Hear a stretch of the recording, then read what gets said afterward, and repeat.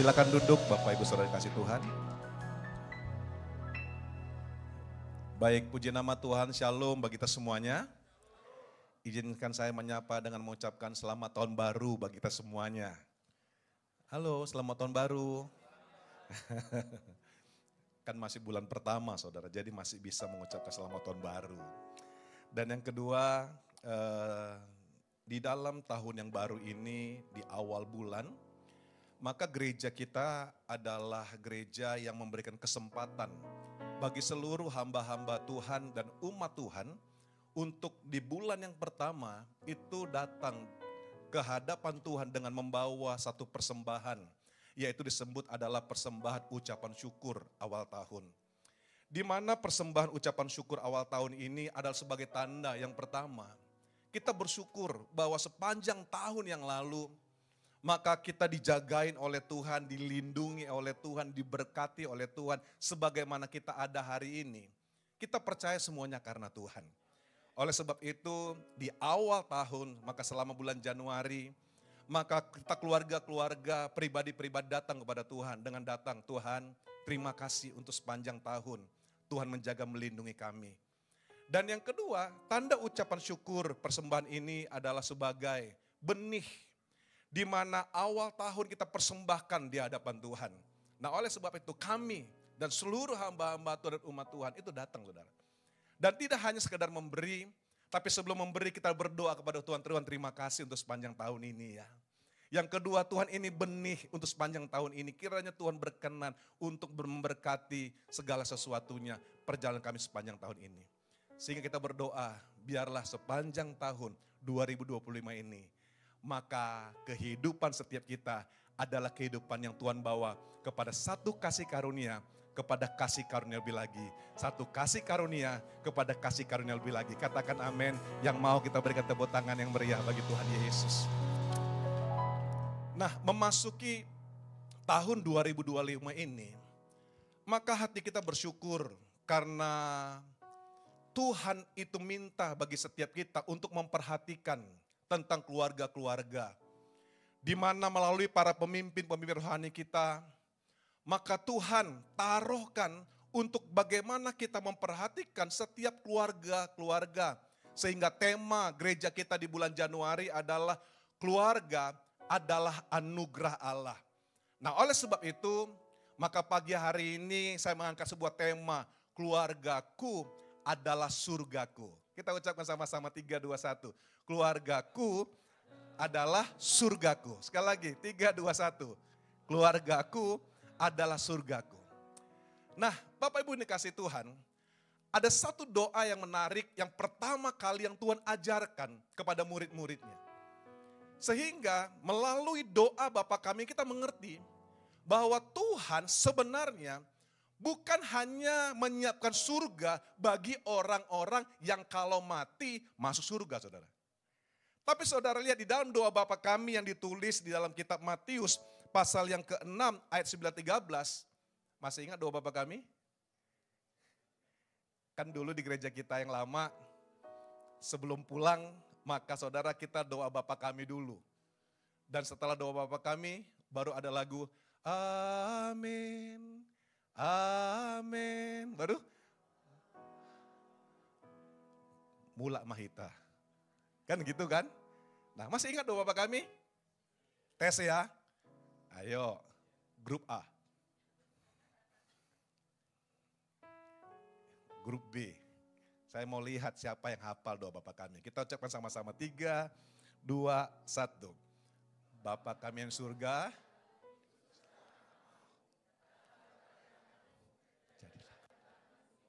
Surga, berikanlah kami pada hari ini makanan kami yang secukupnya dan berilah kami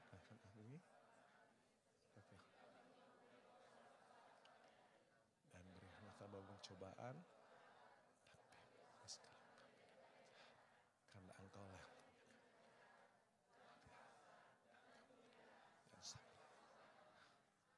Wah, kita beri tepuk tangannya. Wah, luar biasa. Hafal ya, banyak yang hafal ya. Tapi masih ada yang ujung-ujungnya dapat. Bapak kami di surga, G-nya dapat. Diberkatilah apa? Ujung-ujungnya pokoknya dapat lah. Puji Tuhan lah, puji Tuhan.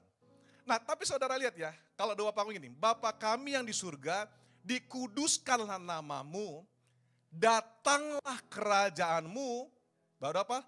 Jadilah kehendakmu di bumi seperti di surga. Artinya apa? Di dalam doa Bapa kami, ada satu tersirat hatinya Tuhan. Bukan hanya waktu kita mati masuk surga, tapi di bumi ini kita mengalami apa? Surga. Amin. Dan dari mana dimulai? Saya percaya itu dari keluarga-keluarga kita. Saya percaya dari keluarga-keluarga saudara. Saya percaya dari keluarga-keluarga saya. Maka kita akan menikmati surga yang ada di bumi. Dan kalau kita mati, kita menutup mata dan membuka mata di surga. Katakan amin. Kita berikan tepuk tangan yang meriah bagi Tuhan Yesus. Sebab Tuhan melindungi, Tuhan menyinari dengan wajahnya, memberi kasih karunia, damai sejahtera. Tuhan Yesus berkati. Keluarga, dari mulai kisah penciptaan, maka saudara itu selalu di hatinya Tuhan. Kalau kita melihat kitab Kejadian, pasal yang pertama, ayat yang ke-28, maka saudara lihat, di mana saudara, Tuhan yang berinisiatif, yaitu membangun keluarga-keluarga. Dari mulai mana? Kisah penciptaan. Kejadian 1, ayat yang ke-28, Kejadian yang pasal yang kedua, ayat yang ke-18 mencatat hal itu. Dan saudara, dari mulai kisah penciptaan, Tuhan yang berinisiatif membangun keluarga-keluarga. Supaya melalui keluarga-keluarga, Tuhan itu memiliki satu maksud untuk memenuhi bumi, menaklukkan bumi, berkuasa atas bumi. Dan yang kedua, kalau kita melihat kitab Perjanjian Lama itu ditutup dengan sebuah nubuatan, yaitu nubuatan pemulihan keluarga-keluarga. Dari mulai kisah penciptaan sampai selesai kisah Perjanjian Lama, Tuhan sangat memperhatikan keluarga-keluarga. Yang kedua, Yesus lahir itu dalam sebuah keluarga, saudara. Dia bisa datang ucuk-ucuk dengan tubuh yang dewasa, bisa. Tapi tidak begitu. Yesus lahir dalam sebuah keluarga, Yusuf dan Maria. Mujizat yang pertama kali Tuhan lakukan bukan di tempat yang lain, tapi di sebuah acara perkawinan yang di Kana. Yesus lakukan mujizat, air itu jadi anggur. Sehingga saya percaya, mujizat yang sama sanggup Tuhan lakukan. Kalau Tuhan berinisiatif dengan keluarga, maka mujizat yang Tuhan sediakan sampai hari ini, itu Tuhan sanggup lakukan atas keluarga-keluarga setiap kita. Saya tidak tahu apa yang terjadi dengan keluarga saudara. Tapi yang saya percaya, Tuhan sanggup lakukan mujizat di tengah-tengah keluarga setiap kita. Katakan amin. Hubungan Tuhan dengan manusia, maka Tuhan analogikan itu sebagai hubungan keluarga. Sehingga saudara lihat doa yang pertama kali diajarkan Tuhan Yesus, Bapa kami yang di surga. Kalau kita berdoa, Bapa kami, itu ada analogi sebuah keluarga, bapak dengan anak. Itulah keluarga. Bahkan saudara lihat, di dalam akhir daripada dunia ini, kesudahan akhir zaman, maka saudara kedatangan Tuhan Yesus diperumpamakan, yaitu disebut adalah perjamuan kawin anak domba. Perjamuan kawin lagi saudara. Sehingga saya percaya, keluarga-keluarga itu ada di hati Tuhan. Dan memasuki 2025 ini, Tuhan akan memberkati keluarga-keluarga setiap kita. Katakan amin. Kita berikan tepuk tangan yang meriah lebih lagi. Sebab Tuhan melindungi, Tuhan menyinari. menari dengan wajahnya, memberi kasih karunia, damai sejahtera. Tuhan Yesus berkati. Sebab itu di bulan yang pertama ini, mari kita mulai declare and display. Apa yang kita perlu declare? Yosua 24 ayat yang ke-15.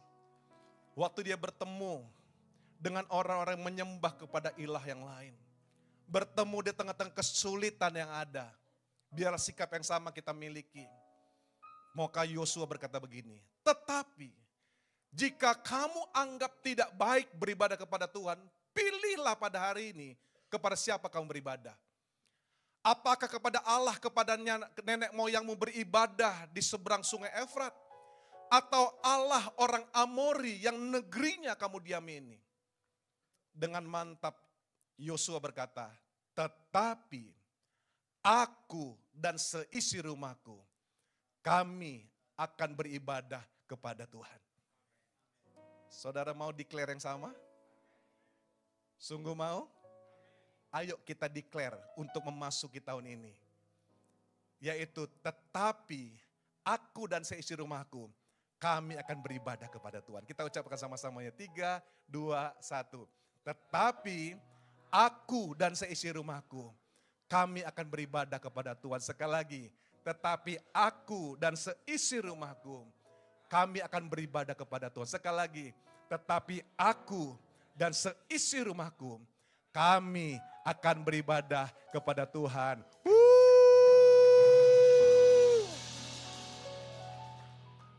Yang kedua, jangan hanya declare.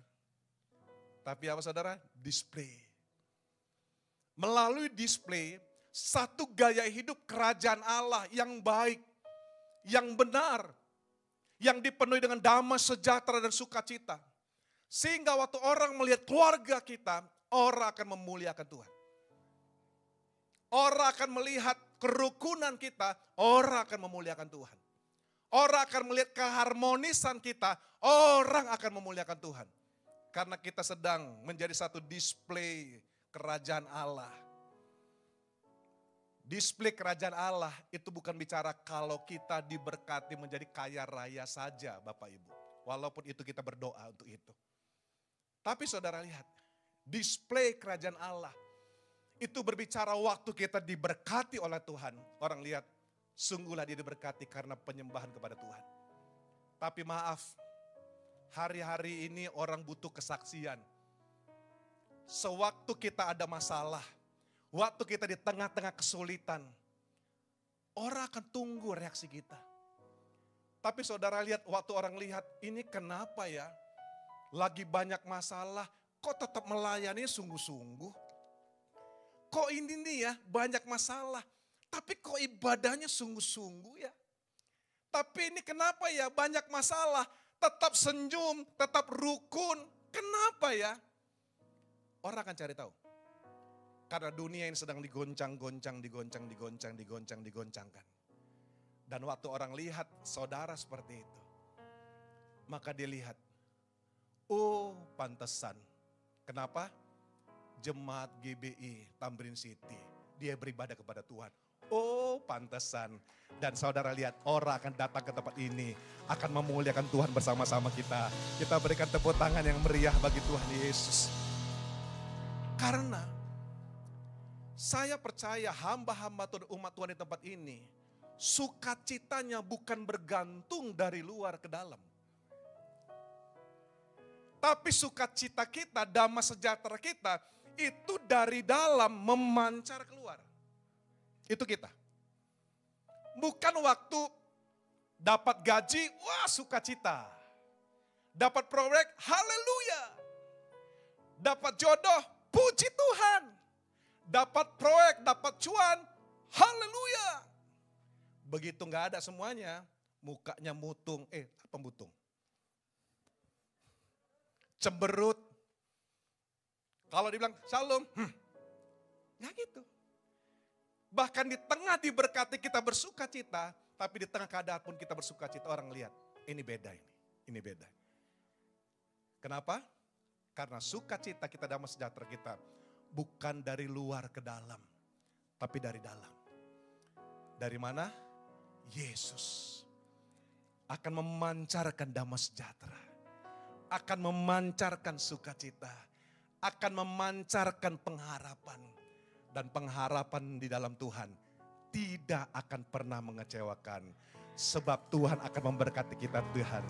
Sebab Tuhan melindungi, Tuhan menyinari dengan wajahnya,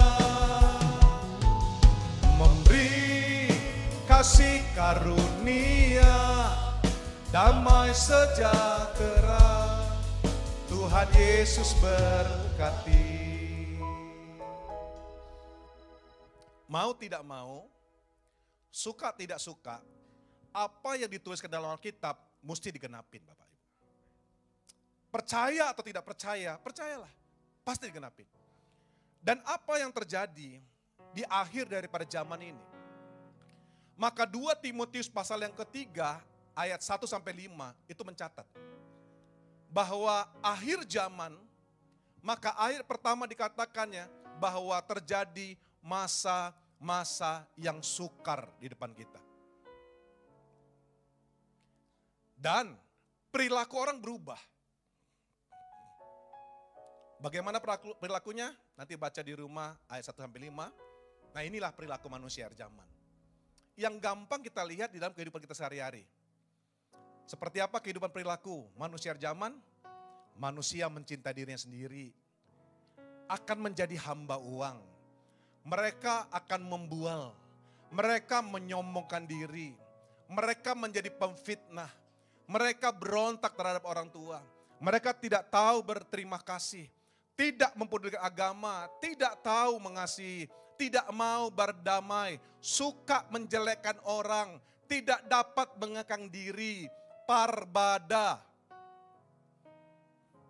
Itu Pak Cinven, parbada itu ya garang inilah gitu.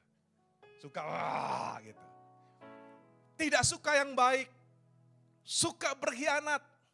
Tidak berpikir panjang. Berlagak tahu. Lebih menuruti hawa nafsu daripada menuruti Allah. Yang paling gawat yang terakhir Pak. Apa itu? Secara lahiriah mereka menjalankan ibadah mereka. Artinya apa? Ibadah.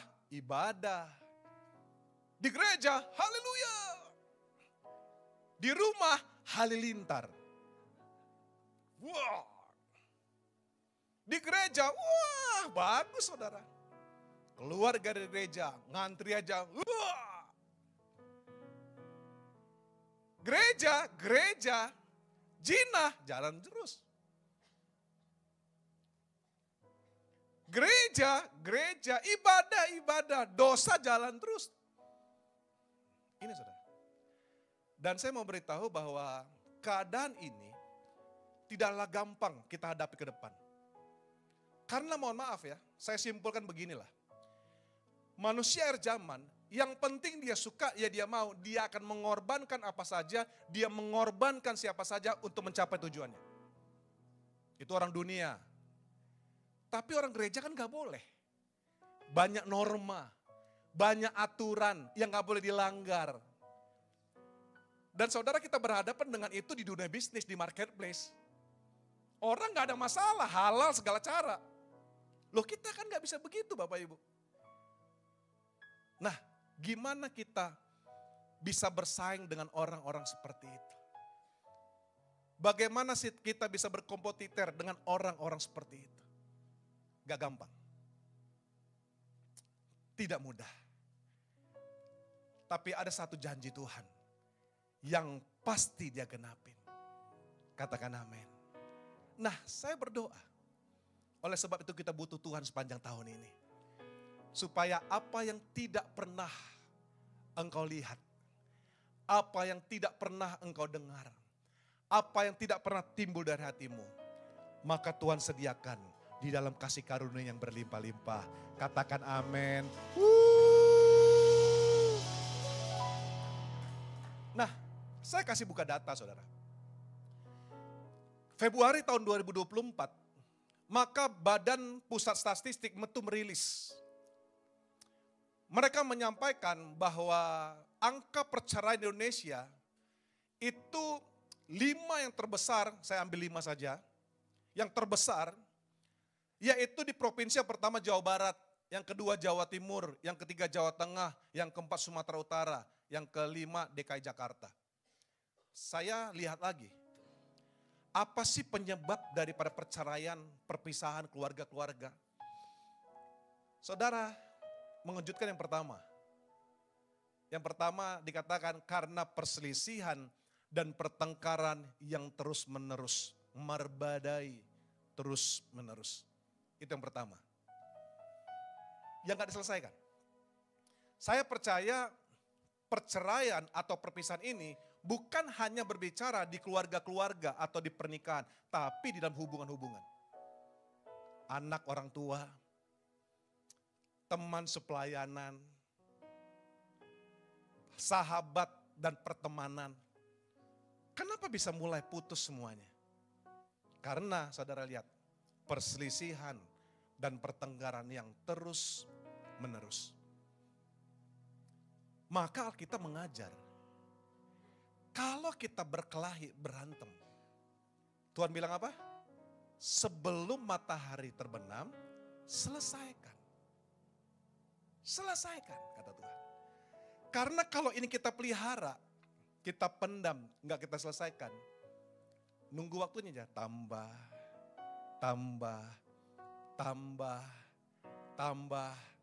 tiba-tiba boom, pisah. Gereja sini pindah gereja sana pindah gereja sini, yang sana sini sana. Terjadi saudara. Kenapa? Perselisihan dan pertengkaran terus menerus. Nah, Bapak Ibu yang dikasih Tuhan, biarlah memasuki tahun ini kita mulai selesaikan segala sesuatunya. Katakan amin. Rumah tangga, keluarga, persahabatan, pertemanan, selesaikan. Nah, oleh sebab itu saya tutup. Bagaimana caranya kita bisa hidup baik, rukun di tengah-tengah keluarga kita?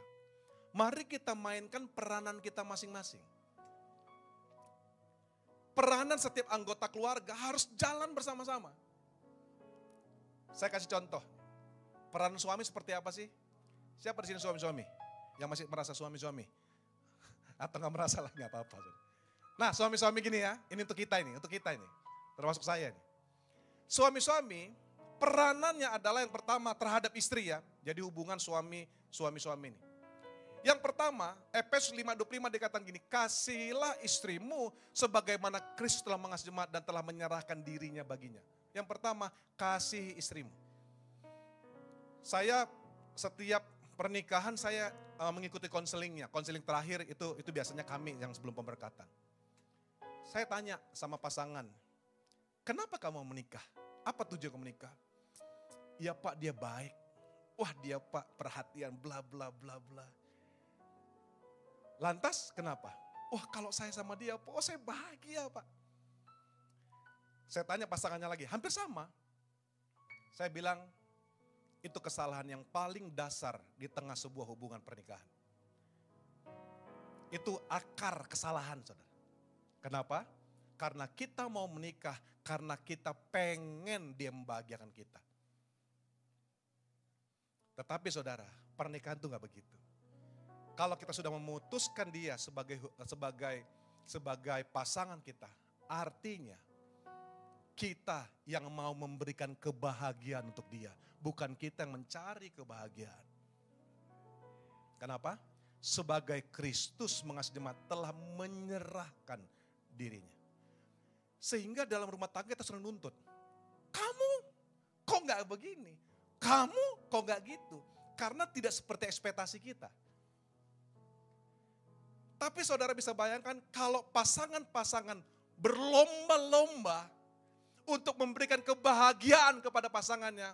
Wow, dahsyat saudara. Tapi sebaliknya kalau berlomba-lomba menuntut, nah itu masalah besar. Suami-suami, nah, mulai hari ini, perhatikan. Biarlah kita berupaya, berusaha, memberikan kebahagiaan atas pasangan setiap kita. Katakan amin. Karena itulah seperti Kristus kepada jemaatnya. Suami-suami siap? Agak berat ya. Agak berat ya. Ibu-ibu yang semberingah. Tuh kan? Ibu-ibu senang? Gak berani karena suaminya sebelah, saudara. Ayo suami-suami yang kedua.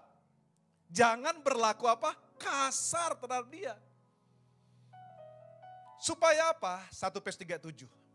Supaya doamu jangan terhalang. Kalau suami-suami hidup bijaksana dengan istrinya, lihat ya. Ini kunci suami-suami diberkatin. Yang doanya itu jalan tol nembus surga, saudara. Jadikan istrimu suatu pribadi di mana kita hidup bijaksana kepada dia. Suami-suami katakan amin. Walaupun berat, ya bilang amin aja lah. Oke, sekarang untuk istri-istri. Nah tadi istri-istrinya semberingah, tunggu. Ini giliran saudara. Siapa di sini istri-istri? Kok ragu-ragu ngangkat tangannya? Udah baca ya? Nih untuk ibu-ibu di sini ya. Kejadian 2:18. Tetapi Allah berfirman, tidak baik kalau manusia itu seorang diri saja, aku akan menjadikan dia apa? Penolong. Jadi istri-istri sebagai apa? Penolong, bukan bukan apa? Penodong loh saudara bilang. Bukan saya ngomong loh. Yang sebelah bilang perongrong katanya. Bukan saya ngomong loh ibu-ibu. Istri-istri harus jadi apa? Penolong. Lanjutlah, ibu-ibunya udah mulai serem. Yang kedua, 1 Petrus 3:1. Istri-istri harus apa? Tunduk. Sekarang begitu ya. Pak, suami saya ini Pak susah nih Pak. Udahlah Pak, dia di belakang saya di depan. Nah, gitu kan. Pak lambat kali Pak, udah saya tendang aja biar cepet Pak. Nah ini yang terakhir, waktunya terbatas. Mazmur 128. Istri-istri akan menjadi apa? Pohon anggur yang subur di rumahmu. Jadi istrimu akan menjadi seperti pohon anggur di rumahmu. Lihat itu. Ini perlu kita bahas agak dalam. Kenapa? Karena istri-istri banyak, jangan banyak lah. Ada yang menjadi pohon anggur bukan di rumahnya, di rumah tetangganya. Istri-istri ada yang menjadi pohon anggur bukan untuk suaminya, tapi untuk suami orang lain. Kalau sama suami orang lain, lembutnya. Kalau sama suami lain, sabarnya. Di rumah, Ma, buatin kopi dong. Kamu gak bisa buat. Hati-hati. Istri-istri harus menjadi pohon anggur di mana? Di rumahmu, bukan di rumah orang lain. Kalau ngadapin anak-anak di luar, istri-istri sabar. Kok di rumahnya,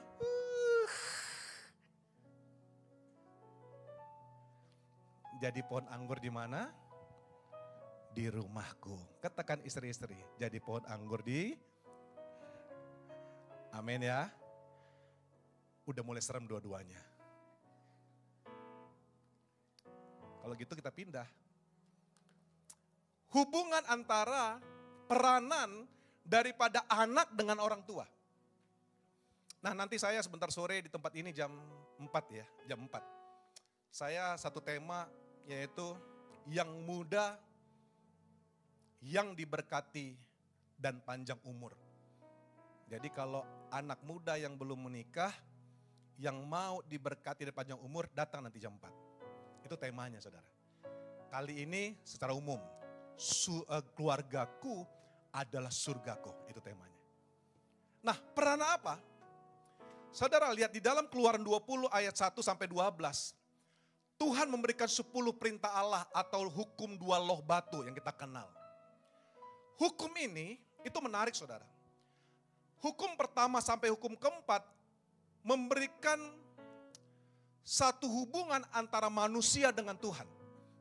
5 sampai 10 yaitu peraturan hubungan antara manusia dengan manusia.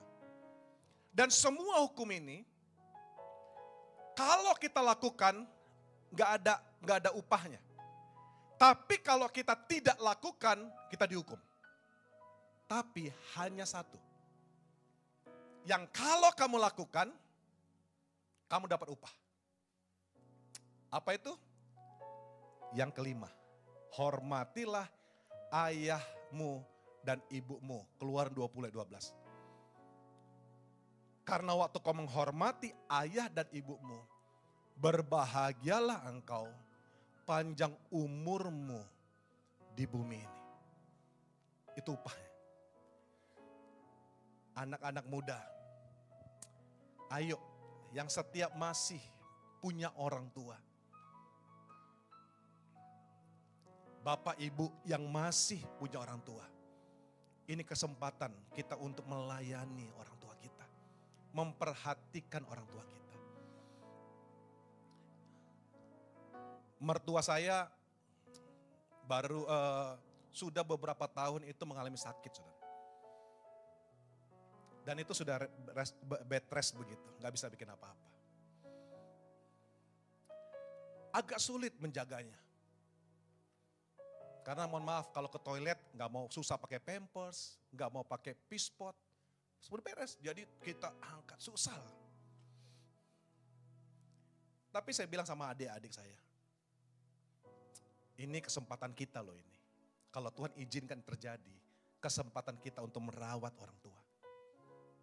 Untuk menjaga orang tua. Karena satu yang pasti janji Tuhan adalah ya dan amin. Kalau kita memberikan hormat, kita melayani orang tua, ada upah. Jadi kalau hari ini masih ada nih, karena saudara, maaf ya, gimana bilangnya ya, kami sudah persiap fotonya, karena berkali-kali sudah mau dipanggil Tuhan saudara. Dan memang dokter juga bilang, udah Pak, kita udah nyerah nih, dan gak bisa bikin apa-apa lagi. Saya bilang sama adik-adik udah siapin fotonya, siapin bajunya. Berkali-kali masuk rumah sakit sudah tapi hidup lagi gitu saudara. Dan saya bilang kita bersyukur. Kenapa? Artinya Tuhan kasih kesempatan kita lagi. Untuk apa? Melayani orang tua kita. Karena kita tahu, waktu ini kita lakukan ada sebuah janji firman Tuhan. Ada satu kesempatan supaya setiap anak-anak daripada orang tua kami ini berbahagia dan panjang umur di bumi ini. Anak-anak yang masih pilih orang tua, ayo layani, hormati orang tua kita. Terakhir, peranan orang tua dengan anak. Apa itu? Didik mereka. Berikan mereka keteladanan. Bukan hanya mengajar. Kalau anak-anak gak mau diajar, dihajar. Beda ya. Kan biasa gitu orang tua ya. Kamu gak bisa diajar. Ku hajar sekarang. Enggak gitu. Tapi saudara mendidik dan memberikan keteladanan. Jangan hanya mewariskan harta, kekayaan, kerajaan, jabatan atau tahta bagi anak-anak kita. Karena saya mau beritahu Bapak Ibu, harta kekayaan hanya bisa membawa mereka untuk naik. Menolong mereka untuk ada di puncak. Tapi karakter itu yang mempertahankan mereka ada di puncak itu. Bagaimana mereka memiliki karakter yang kuat, yang benar. Keluarga, orang tua. Karena memori anak berasal dari 60% dari dia belajar melakukannya. 40% dari melihat. Mendengar Pak hanya 30%. Jadi kalau hanya jangan merokok ya, bapaknya sampai gini. Jangan merokok. 30%. Tapi kalau dia lihat bapaknya gak merokok, tambah 40% lagi. Waktu dia bilang jangan merokok ya, bapaknya gak merokok. 70% saudara untuk dia tangkap. Tapi kalau diajarkan 60% tambah persentase lagi. Gereja ya, ibadah ya. Kalau hanya ajar 30%. Tapi saudara, kalau kita mulai, mereka melihat gaya hidup kita. Presentasinya akan jauh lebih tinggi. Dan mereka memiliki karakter yang kuat. Amin. Bis video saya bisa? Saya ada kirim video. Say goodbye. Kita akan silakan suara. Ulang dari awal ya. Ada klip singkat saudara. Kita akan tutup dengan ini dan kita akan berdoa.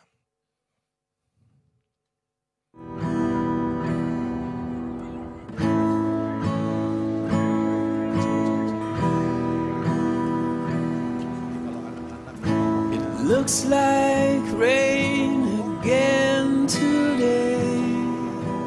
Dark clouds gather and fill the sky.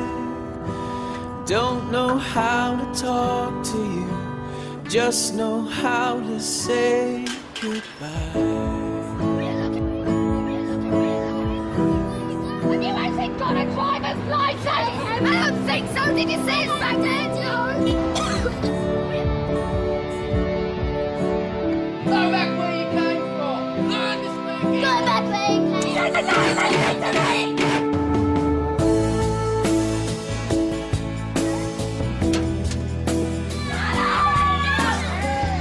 What's wrong with you, Harry? What's wrong with you? Get over here. You don't want to speak. I've had enough of you. I've had enough of you.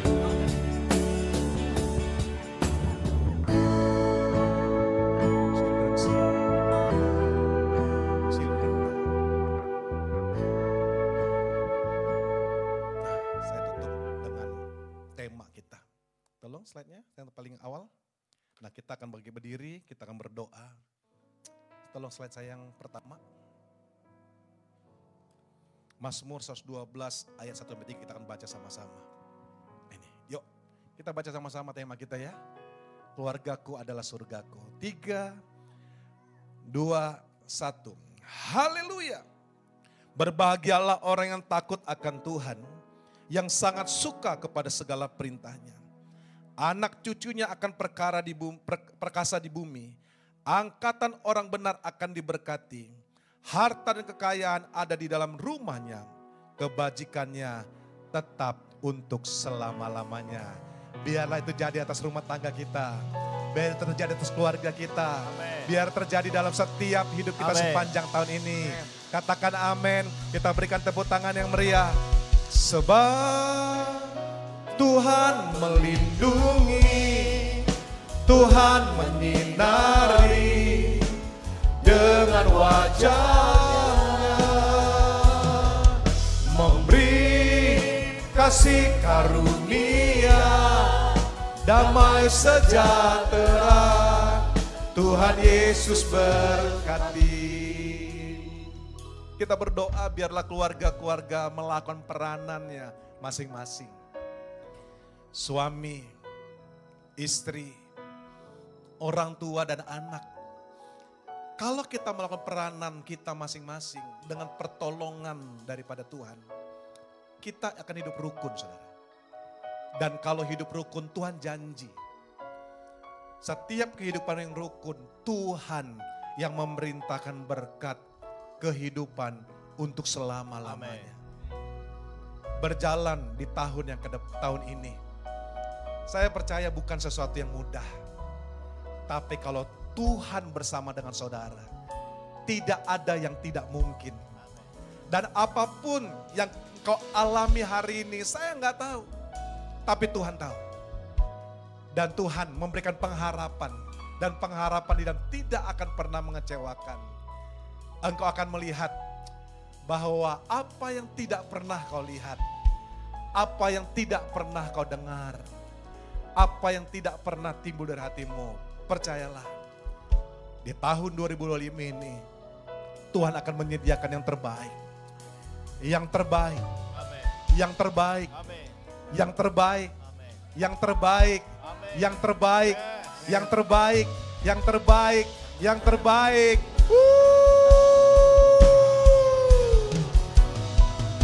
Sebab Tuhan melindungi, Tuhan menyinari dengan wajahnya, memberi kasih karunia, damai sejahtera. Tuhan Yesus berkati.